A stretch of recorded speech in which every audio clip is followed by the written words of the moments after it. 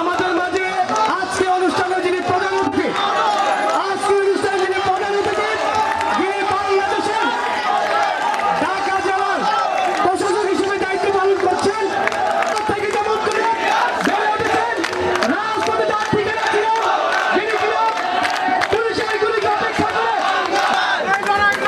এমন বলছিল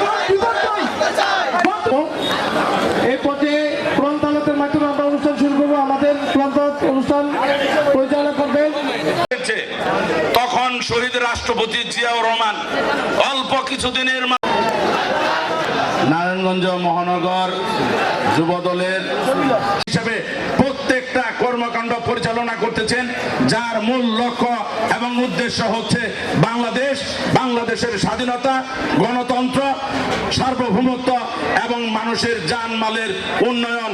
এটাই হচ্ছে আমাদের প্রিয় নেতা জনাব তারেক রহমানের মূল লক্ষ্য এবং উদ্দেশ্য। বোধকে একটি নিষিদ্ধ রাজনৈতিক সংগঠন শিষ্টাচার বহির্ভূতভাবে বিভিন্নভাবে বিভ্রান্তি ছড়িয়ে তারা আজকের রাজনীতিকে কলুষিত করতে চাচ্ছেন।